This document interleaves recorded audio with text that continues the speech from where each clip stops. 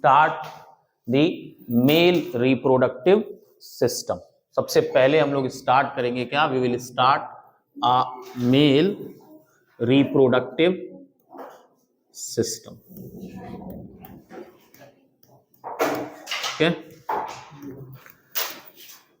इसके पहले वाले लेक्चर में हम लोगों ने देखा कि रिप्रोडक्शन होता क्या है, टाइप्स ऑफ रिप्रोडक्शन क्या होता है, ठीक है, दोनों में डिफरेंशिएट होना कि what is the difference between asexual and sexual reproduction. Asexual में क्या होता है कि गैमीट का फर्टिलाइजेशन नहीं होगा। पहली चीज तो ये याद रखिएगा, कभी भी दिमाग में ये नहीं आना चाहिए कि गैमीट का फॉर्मेशन कभी भी नहीं होता। गैमीट का फॉर्मेशन कहीं कहीं पे होता है। एक एग्जांपल क्या बताए थे, एक एग्जांपल था हनी बी में। हनी बी में जब मेल हनी बी बनता है तो मेल हनी बी जो होता है फीमेल गैमीट से बिना फर्टिलाइजेशन के ही बन जाता है। और उसके बाद हम लोग आए थे ह्यूमन रिप्रोडक्शन की तरफ, तो कुछ चीजें एक्सप्लेन किए थे। क्या बताए थे, ह्यूमन रिप्रोडक्शन में ह्यूमन के अंदर सेक्सुअल रिप्रोडक्शन पाया जाता है। दूसरी चीज क्या बताए थे, सेक्सुअल डायमॉर्फिज्म पाया जाता है। आज हम लोग स्टार्ट करेंगे मेल रिप्रोडक्टिव सिस्टम। जब हम मेल रिप्रोडक्टिव सिस्टम की बात करते हैं तो सबसे पहली चीज जो आती है इसमें आता है क्या, द प्राइमरी रिप्रोडक्टिव ऑर्गन। पहली चीज क्या आती है, the first one we are talking about a primary reproductive organ. Primary reproductive organ का मतलब यह है कि वो ऑर्गन जो क्या बनाता हो, गैमीट्स का फॉर्मेशन करता हो, ठीक है। Primary reproductive organ means the organ that will produce a gametes. तो हम लोगों के अंदर मेल के अंदर जो होता है वो क्या होता है, इट इज टेस्टिस। यहां पे याद रखना है टेस्टिस का काम क्या होता है। टेस्टिस के दो वर्क हैं। पहली चीज है वो प्रोड्यूस करता है क्या, gametes, produce male gamete. Male gamete को हम लोग क्या कहते हैं, we use to call them as a sperm. इसको हम लोग क्या बोलते हैं, स्पर्म बोलते हैं। इस प्रोसेस को, process of formation of sperm जो है वो क्या कहलाएगा, it will be known as spermatogenesis. समझ में आ रहा है क्या है, स्पर्मेटोजेनेसिस। वहीं पे अगर हम दूसरी बात करते हैं तो टेस्टिस का दूसरा काम क्या होता है, ये प्रोड्यूस करता है मेल हॉर्मोन्स को, ठीक है। क्या प्रोड्यूस करता है, it produce male hormone. Male hormone को हम लोग कलेक्टिवली क्या कहते हैं, एंड्रोजेंस कहते हैं, नोन एज एंड्रोजेंस। एक एग्जांपल याद रखना है बस, बहुत उससे ज्यादा नहीं, एक एग्जांपल जो आपको बार बार याद रखना है। कौन सा एग्जांपल होता है, द एग्जांपल इज टेस्टोस्टेरोन। तो क्लियर है, प्राइमरी सेक्स ऑर्गन के दो फंक्शन है। एक फंक्शन क्या है, मेल गैमीट को बनाना, मेल गैमीट को कहते हैं sperm. Process of formation of male gamete will be known as spermatogenesis. होता क्या है, देखो यहाँ पे वर्ड जेनेसिस है। जेनेसिस कहीं पे भी वर्ड आता है तो जेनेसिस का मतलब होता है क्या चीज, फॉर्मेशन या प्रोडक्शन। क्या होता है, द वर्ड इज फॉर्मेशन या प्रोडक्शन। उसके आगे जो वर्ड लग जाता है उस चीज से उसका फॉर्मेशन का डेफिनेशन बनता है। समझ में आ गया, क्या होगा, उसका डेफिनेशन बन जाए। कहीं पे भी जेनेसिस वर्ड आएगा तो जेनेसिस का मतलब होता है फॉर्मेशन, और उसके पहले जो वर्ड लगा रहेगा वो उस चीज का फॉर्मेशन हो जाए। जैसे एग्जाम्पल के तौर पे अगर लिखा रहे ऊजेनेसिस, तो जेनेसिस का मतलब फॉर्मेशन, ऊ का मतलब एग की बात हो रही है, ओवम की बात हो रही है। तो एग या फीमेल गैमीट के फॉर्मेशन को क्या कहेंगे, ऊजेनेसिस। समझ में आ गया। तो जेनेसिस का मतलब क्या होता है, फॉर्मेशन। यहां से आपको ये याद रखना है, प्राइमरी रिप्रोडक्टिव ऑर्गन टेस्टिस होता है जिसको प्रोड्यूस करता है मेल गैमीट, प्रोड्यूस करता है मेल हार्मोन। मेल हार्मोन को एंड्रोजेंस कहते हैं। ये याद रहे या ना याद रहे, लेकिन ये याद रखना है, the example that is testosterone. समझ में आ गया। अब दूसरी चीज, प्राइमरी रिप्रोडक्टिव ऑर्गन के बाद जो आता है that is accessory reproductive organ. Accessory reproductive organ, कहीं कहीं पे इस पे लिखा रहता है सेकेंडरी रिप्रोडक्टिव ऑर्गन।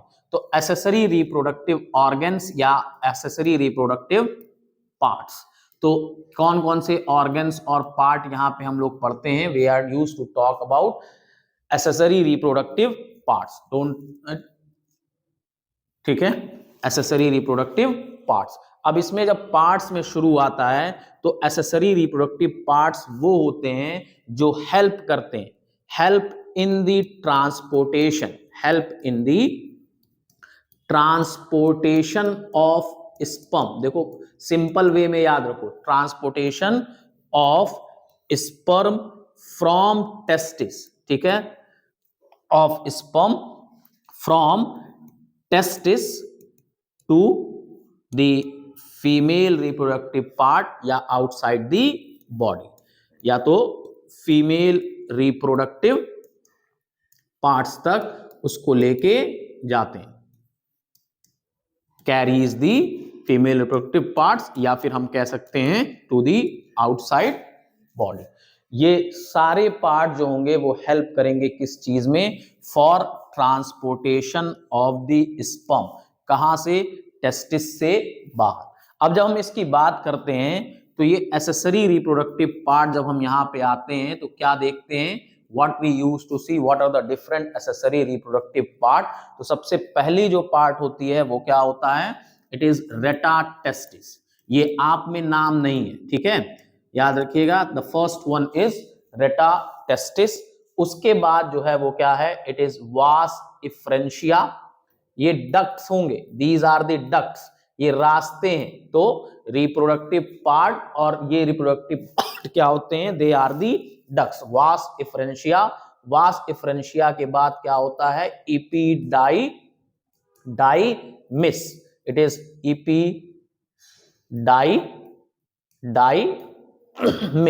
इपीडाइमिस के बाद जो होगा ये क्या होगा, दीज आर वास डिफरेंस। ये क्या है, वास डिफरेंस है। वास डिफरेंस के बाद फिर आपका लास्ट में क्या आएगा, that will be the urethra, ठीक है। लेकिन एक टर्म हम लोग लिखेंगे, वास डिफरेंस के बाद आएगा यूरिनोजेनाइटल डक्ट। यूरेथ्रा की जगह पे अगर आप देखेंगे तो आपके बुक में वास डिफरेंस के बाद क्या लिखा होगा, there is a word written, ठीक। अगर हम इसको पूरा बनाते हैं जो आपके सिलेबस में नहीं है, लेकिन फिर भी थोड़ा सा हम लोग इसको देखेंगे और उसके बाद हम बताएंगे कि क्या हमारे सिलेबस में है, ठीक है। वास डिफरेंस है ये, इपीडाइडाइमिस। इपीडाइडाइमिस के बाद, ठीक है, इपीडाइडाइमिस के बाद हमने क्या बताया है, it is vas deferens. Vas deferens के बाद जो आता है वो क्या आता है, इजैकुलेटरी डक्ट आता है। There is a ejaculatory duct. Ejaculatory duct के बाद जो आएगा वो क्या आएगा, यूरिनोजेनाइटल डक्ट, ठीक। This will be the pathway of the sperm, urinogenital duct. ये सब क्या है, ये ट्यूब होंगे, डक्ट होंगे जो टेस्टिस में क्या बन रहा है, स्पर्म बन रहा है, उसको बॉडी के बाहर लेके चले आएंगे। क्लियर है। तो पहला पार्ट क्या है, प्राइमरी रिप्रोडक्टिव ऑर्गन, दूसरा क्या है, एसेसरी रिप्रोडक्टिव पार्ट। इनका काम नहीं है स्पर्म का प्रोडक्शन, बल्कि इनका काम क्या है, हेल्प करना, ताकि टेस्टिस जो है, जो स्पर्म जो टेस्टिस में बना है उसको बाहर लेके आना। That is the accessory reproductive part. तीसरा पार्ट जो होता है, यहाँ पे 1 by 1 लिखिएगा, this is the first one, this is the second one. उसके बाद हम तीसरे पार्ट पे आते हैं, क्या होता है, देयर आर दी ग्लैंड्स। कौन से ग्लैंड होते हैं, उसको हम लोग बोलते हैं क्या चीज, एसेसरी ग्लैंड्स। ये ग्लैंड क्या होंगे, ये प्रोड्यूस करेंगे सेक्रीशंस, ये कोई ना कोई सेक्रीशन प्रोड्यूस करेंगे। 3 तरीके के ग्लैंड्स होते हैं। कौन कौन से ग्लैंड होते हैं, पहला होता है सेमाइनल वेसाइकल। ये सब हम लोगों को एक एक करके देखना होगा। The one is the seminal vesicle, the second one is the prostate gland, and the third one is the bulbourethral gland, prostate gland। और तीसरा जो होगा वो क्या होगा, it is a bulbourethral gland। There are 3 glands associated with the male reproductive system, they all will produce a secretion. जब वहां पे हम लोग पहुंचेंगे तब हम लोग देखेंगे कि कौन सा सेक्रीशन वो प्रोड्यूस कर। चौथी चीज जो होती है, द फोर्थ वन क्या होता है, it is a copulatory organ. Copulatory organ, copulatory organ का मतलब है it is also known as external genitalia. क्या है? External genitalia, external genitalia, it is external genitalia. Copulatory organ का मतलब है ये वो पार्ट होगा ह्यूमन रिप्रोडक्शन का जो स्पर्म को डिपॉजिट करेगा फीमेल रिप्रोडक्टिव पार्ट के अंदर। समझ में आ रहा है? तो ये जो कॉपुलेटरी पार्ट हमारे अंदर पाया जाता है उसको हम लोग क्या कहते हैं, it is known as a penis. Clear है? तो these are the different parts of male reproductive system. पहली चीज हम लोग देखेंगे प्राइमरी रिप्रोडक्टिव ऑर्गन, दूसरी चीज है एसेसरी रिप्रोडक्टिव पार्ट्स। यहां पे जिस पार्ट्स की हम लोग बात कर रहे हैं वो एक्चुअली बात कर रहे हैं किसकी? डक्ट्स की। उसके बाद क्या है? एसेसरी ग्लैंड्स हैं। उसके बाद फिर लास्ट में क्या है? कॉपुलेटरी ऑर्गन, जिसको हम लोग क्या कहते हैं? We use to call them as a penis. ठीक है, आगे बढ़े, फिर नोट करिएगा, रुकिए, ये डिलीट नहीं करेंगे। हाँ ये ना, हाँ ये है, ये भी है, लेकिन इसमें दो है, आपको क्या रहेगा, ये दोनों के नाम जो है, इसके नाम और इसके नाम, ये आपकी बुक में लिखा हुआ है डक्ट्स, सिर्फ डक्ट्स या ट्यूब्यूल। समझ में आ रहा है ना? तो इसीलिए हमने क्या बताया, ये भी जो है आप में क्या है, नहीं है। ये जो है ये किस नाम से है? यूरेथ्रा के नाम से। जब हम डिटेल में पहुंचेंगे तो हम बताएंगे कि क्या चीजें हैं। जब आप पढ़ेंगे तो देखेंगे क्या है, वासा इफ्रेंशिया और रेटा टेस्टिस जो है आपके में क्या लिखा हुआ है? ट्यूब्यूल्स लिखा हुआ है। क्या लिखा हुआ है?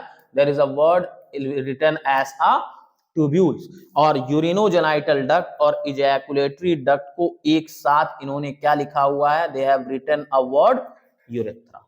समझ में आ रहा है ना? तो नाम हट जाएंगे, क्या हो जाएगा कि इस टेस्टिस के बाद जब आएगा तो सीधे ट्यूब्यूल्स, ट्यूब्यूल्स के बाद एपिडाइडाइमिस, एपिडाइडाइमिस के बाद वास डिफरेंस, फिर वास डिफरेंस के बाद यूरेथ्रा। ठीक है, अभी हम डायग्राम में इस चीज को देखेंगे और ये चीज समझ में आएगा। पहले हम स्टार्ट करते हैं क्या चीज? टेस्टिस। ठीक है, we will use a term testis. देख रहे हैं क्या चीज? प्राइमरी सेक्स ऑर्गन, मेल में मेल प्राइमरी सेक्स ऑर्गन। ठीक है, प्राइमरी सेक्स ऑर्गन। ठीक है, प्राइमरी सेक्स ऑर्गन क्या है? It is testis. ठीक, अब देखो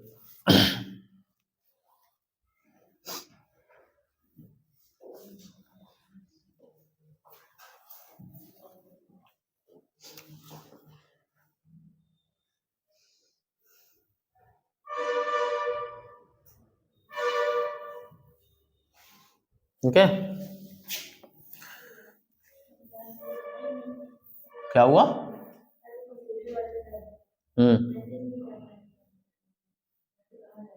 ठीक है, हम लोग यही चीज देखेंगे, मेल रिप्रोडक्टिव सिस्टम।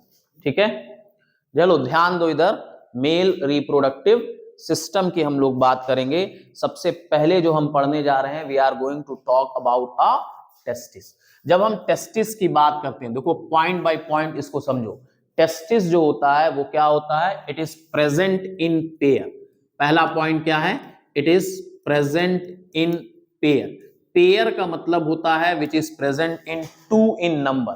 हिंदी मत बोल दीजिएगा कि दो या जुड़वा, जैसे बोलते हैं जोड़ा, नहीं, इंग्लिश में इसको क्या बोलते हैं? पेयर का मतलब होता है present two in number. Present in pair का मतलब टू इन नंबर। दूसरी चीज, ये पेयर में प्रेजेंट है। उसके बाद क्या देखते हैं कि ये क्या होता है?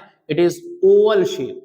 ओवल शेप दिख रहा होगा, अंडाकार शेप का ये टेस्टिस दिख रहा है ये, this is the Oval shaped structure. ठीक, ओवल शेप के बाद फिर दूसरी चीज जो यहाँ पे देखना है, हम लोगों को देखना है क्या चीज? It is present. कहां प्रेजेंट होता है? It is present outside the abdomen. Outside the abdomen. Abdomen का मतलब होता है पेट। पेट के बाहर ये पाया जाता है। और इस लाइन को एक वर्ड में हम लोग क्या कहते हैं, we use to call it as extra abdominal. बात मत करो, एक्स्ट्रा एब्डोमिनल, समझ में आ रहा है। तो present outside the abdomen, abdomen के बाहर पाया जाता है। और कोई चीज अगर एब्डोमेन के बाहर आ रहा है तो इसको एक लाइन में हम लोग क्या कह सकते हैं, testis is extra abdominal. Extra का मतलब आउटसाइड द एब्डोमेन। दूसरी चीज यहीं पे ये याद रखना है, एक्स्ट्रा एब्डोमिनल तो होता है, एक्स्ट्रा एब्डोमिनल तो होता है, बट प्रोड्यूस्ड यानी कि ये जो बनता है, ठीक है, produced inside the abdomen, inside the abdomen during embryonic development. जब बेबी का डेवलपमेंट होता है मदर्स के पेट के अंदर, एम्ब्रियो का डेवलपमेंट हो रहा है, बेबी का डेवलपमेंट हो रहा है, तो उस वक्त जो है टेस्टिस बनता है। लेकिन टेस्टिस बनता कहां पे है, पेट के अंदर। बाद में क्या होता है, लेटर, बाद में हम क्या बता रहे हैं, लेटर टेस्टिस डिसेंड्स, डिसेंड का मतलब होता है सरक जाना, समझ में आ रहा है। Later testis descends outside the abdomen, समझ में आ रहा है, आउटसाइड द एब्डोमेन, एब्डोमेन के बाहर वो क्या हो जाता है, सरक जाता है। क्लियर है, समझ में आ रहा है। बनता कहां पे है, जब एम्ब्रियोनिक डेवलपमेंट होता है तो उस वक्त जो बनता है वो पेट में ही बनता है, लेकिन बाद में क्या होता है, 8 और 9 मंथ की प्रेगनेंसी के दौरान होता क्या है, टेस्टिस सरक के बॉडी के बाहर, एब्डोमेन के बाहर चला आता है।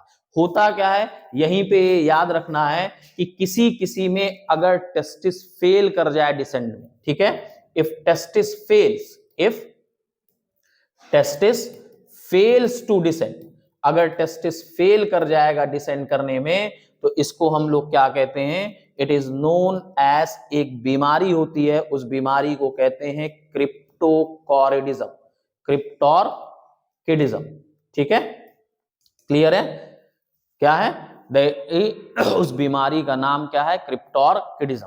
बस आप लोगों को जो याद रखना है वो यही याद रखना है, अगर टेस्टिस किसी किसी में क्या हो जाता है, फेल्स कर जाता है डिसेंड में, और अगर वो डिसेंड करने से फेल हो जाएगा तो होगा क्या, there will be no sperm production, समझ में आ रहा है, स्पर्म का प्रोडक्शन नहीं होगा, समझ में आ गया। अब यहां पे एक चीज ये याद रखनी है, क्यों ऐसा है कि टेस्टिस जो है एब्डोमेन के बाहर पाया जाता है, तो ये है ना, ये वाला पार्ट, इसका रीजन क्या है, what is the reason why testis is outside the abdomen. Testis abdomen के बाहर इसलिए है बिकॉज फॉर स्पर्मेटोजेनेसिस, समझ में आ गया, स्पर्मेटोजेनेसिस का मतलब स्पर्म के फॉर्मेशन के लिए, ठीक है, the temperature of testis must be, क्या होना चाहिए, it must be 2 to 3 degree Celsius less than body temperature. जो हमारे बॉडी का जो टेम्परेचर होगा उस टेम्परेचर से 2 से 3 डिग्री सेल्सियस कम टेम्परेचर होना चाहिए टेस्टिस में, किस चीज के लिए, स्पर्म के फॉर्मेशन के लिए। इसीलिए होता क्या है, ये एब्डोमेन के बाहर सरक जाता है, जिसके अंदर ये डिसेंड नहीं करेगा तो क्या होगा, उसके अंदर स्पर्म का प्रोडक्शन नहीं हो। तो जो क्वेश्चन आप लोगों में पूछता है तो पहला क्वेश्चन यही होता है, why testis is present outside the abdomen. और अगर फिर इसी में देखिएगा आपके बुक में ये लाइन नहीं लिखी है, समझ में आ रहा है ना, ये लाइन नहीं लिखी होगी क्रिप्टोरकिडिज्म, लेकिन ये लिखा हुआ है कि इन सम ह्यूमन बीइंग्स होता क्या है कि टेस्टिस डिसेंड नहीं करता, और अगर टेस्टिस डिसेंड नहीं करता है तो इसका मतलब है कि कोई भी स्पर्म का प्रोडक्शन नहीं होगा।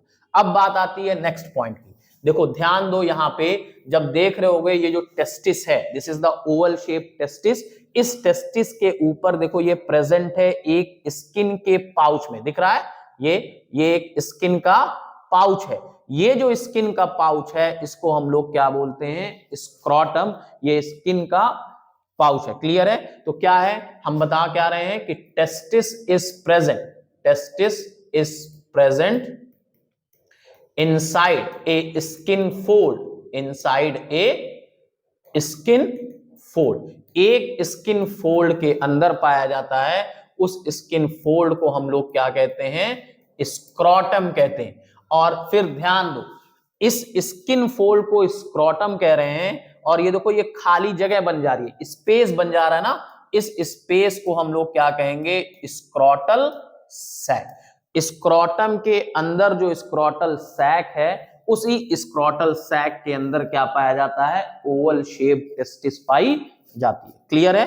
अब हम लोग देखेंगे टीएस ऑफ टेस्टिस। ठीक है, सब कुछ हम लोग देख रहे हैं अकॉर्डिंग टू क्लास 10th। ठीक है, ये ध्यान रहे कि according to class 10th ICSC और सीबीएसई कंबाइन कर रहे हैं, जहां पे याद रखना है वो चीज। अब सीबीएसई वाले इस चीज पे कोई क्वेश्चन नहीं है, ठीक है, ये पूरा यहां तक है। ठीक, क्लियर है? इसको रब कर दे, यहीं पे समझा रहे हैं। We are going to talk about TS of testis. अब देखो कुछ चीजों को देखो, है क्या?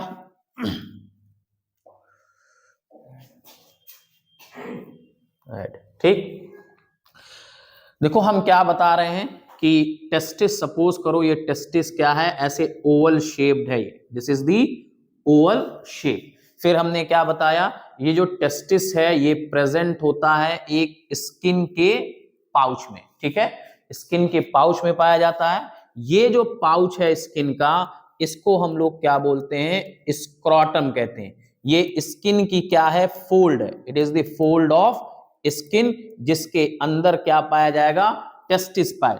ये जो स्पेस है इसको हम लोग क्या कहेंगे? It will be known as an scrotal sac. Clear है? क्या है? Scrotal sac. होता क्या है? ये जो आउटर कवरिंग है टेस्टिस की, इस टेस्टिस के अंदर कई सारे ऐसे कंपार्टमेंट्स पाए जाते हैं। क्लियर है? बहुत सारे इस तरीके से होता क्या है? कंपार्टमेंट पाए जाते हैं। जब आप 12th में आएंगे तब हम लोग पढ़ेंगे, जो आउटर कवरिंग होती है उसी में से एक कवरिंग होती है ट्यूनिका अल्ब्यूजिनिया। समझ में आ रहा है? कोई जरूरत नहीं है अभी नाम याद रखने की। एक कवरिंग होती है जिसको हम लोग कहते हैं ट्यूनिका अल्ब्यूजिनिया। तो मान लो ये आउटर कवरिंग है टेस्टिस की, ट्यूनिका अल्ब्यूजिनिया। यही ट्यूनिका अल्ब्यूजिनिया अंदर की तरफ ऐसे फोल्ड कर जाती है। अब फोल्ड करने से क्या होता है? कई सारे कंपार्टमेंट्स बन जाते हैं। आपको जो ये याद रखना है, डायरेक्टली याद ये रखना है कि टेस्टिस के अंदर कई सारे कंपार्टमेंट्स पाए जाते हैं। ईच कंपार्टमेंट के अंदर होता क्या है कि there is a presence of a seminiferous tubule. ऐसे ट्यूब्यूल का स्ट्रक्चर पाया जाता। There is many seminiferous tubule which is present inside this testis. अब हमने इस टेस्टिस को कट किया, अब बाद में हम देखेंगे क्या हो रहा है। हमने इस टेस्टिस को कट किया, एक सेमिनिफेरस ट्यूब्यूल को हम लोग क्या कर रहे हैं? बाहर बना रहे हैं।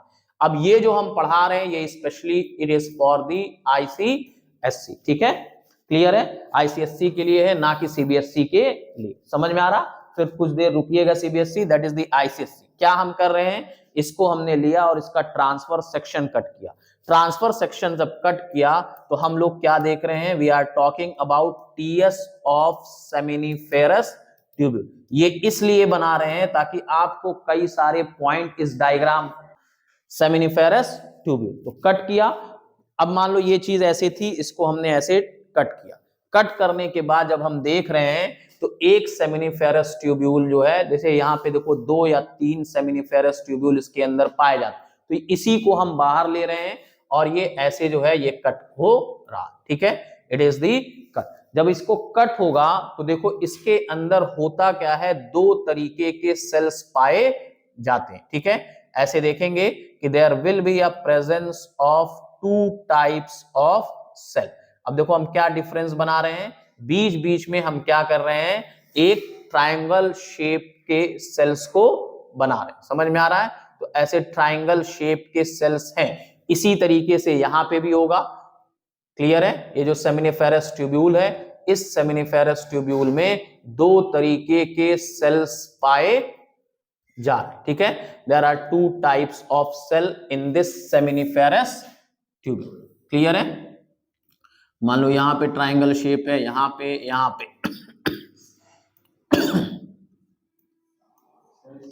हाँ पता है, हम कुछ चीज समझा रहे हैं, आप देखिए पहले। सेंटेंस में लिखवाएंगे नहीं ना, बात यह फिर बाद में आपको समझ में नहीं आता। अभी हम बता रहे हैं कहाँ है, अभी हम बता दे रहे हैं कैसे पढ़ना है, ठीक, क्यों ये बना रहे हैं और कैसे। तो ऐसे 3 बना है, थोड़ा सा बड़ा बना दिया है, इसको सही कर लेंगे, कोई वो नहीं है। यहाँ पे 2 तरीके के सेल्स पाए जाते हैं। ये वाला जो फ्लैट सेल है ये क्या है, इट इज जर्म सेल और जर्माइनल इपिथीलियम। अब देखिएगा, अब आपको ये वर्ड मिल जाएगा, इट इज जर्माइनल इपिथीलियम, या फिर इसको हम लोग क्या कहते हैं, it is known as a germ cell. उसके बाद ये जो ट्रायंगुलर शेप सेल्स हैं, इस ट्रायंगुलर सेल को हम लोग क्या कहते हैं, it is known as nurse cell, या फिर इसका नाम होता है Sertoli cells. The name is Sertoli cell. तो इस तरीके से ये तीनों में ये पाए जाएंगे। बीच में क्या होता है कि ये देयर इज अ सेल्स और टिश्यूज, ये इंटरस्टिशियल सेल्स होंगे। यहीं बीच बीच में कई जगह पे एक ग्रुप ऑफ सेल्स पाए जाएंगे। There will be a group of cells will be present here and there. ये जो ग्रुप ऑफ सेल्स हैं इसको हम लोग क्या कहेंगे, it will be known as a Leydig cell, या फिर इसको हम लोग क्या कहेंगे, it will be known as an interstitial cell. इसको हम लोग क्या बोलते हैं, इंटरस्टिशियल सेल। होगा क्या, अब देखिए, ये जो जर्मिनल एपिथेलियम है ये कंटिन्यूअसली डिवाइड करेगा। अभी दिखा रहे हैं हम कहां है, ये कंटिन्यूअसली डिवाइड करेगा और डिवाइड करके क्या बनाएगा, it will form a sperm. ठीक है, ये कंटिन्यूअसली डिवाइड करेगा और डिवाइड करके क्या बनाएगा, स्पर्म बनाएगा। जैसे ही इस स्पर्म का फॉर्मेशन होगा, तो सपोज करो यहां पे स्पर्म का ऐसे फॉर्मेशन हुआ, ये जो स्पर्म का फॉर्मेशन हुआ, इस स्पर्म को क्या चाहिए, न्यूट्रिशन चाहिए। तो वो न्यूट्रिशन कौन प्रोवाइड करेगा, नर्स सेल या फिर इसको Sertoli cell will provide the nutrition. Clear है, नर्स सेल्स और Sertoli cell will provide the nutrition. वहीं पे फिर बीच बीच में ये जो इंटरस्टिशियल सेल्स हैं ये क्या प्रोड्यूस करेंगे, ये प्रोड्यूस करेंगे मेल हार्मोन, जिस मेल हार्मोन का नाम क्या है, the male hormone is testosterone. Clear है, तो 3 चीजें हैं, जर्मिनल एपिथेलियम या जर्म सेल कंटिन्यूअसली डिवाइड करेगा, डिवाइड करके क्या बनाएगा, स्पर्म का फॉर्मेशन करेगा। बाद में क्या होगा, जो नर्स सेल और सर्टोली सेल हैं इस स्पर्म को क्या प्रोवाइड करेंगे, न्यूट्रिशन प्रोवाइड करेंगे, क्योंकि स्पर्म डायरेक्टली नहीं बनेगा, कई सारे स्टेजेस से होते हुए बनेगा। उस वक्त उसको जितने भी न्यूट्रिशन चाहिए, न्यूट्रिशन कौन प्रोवाइड करेगा, the nutrition will be provided by the nurse cell. और वहीं पे ये जो सेल्स हैं बीच में, सेमिनिफेरस ट्यूब्यूल के बीच में ये जो सेल्स आ रहे हैं इसको हम लोग लेडिक सेल या एंट्रीशियल सेल कहेंगे। ये जो लेडिक सेल्स होंगे ये क्या प्रोवाइड करेंगे, दी मेल हार्मोन।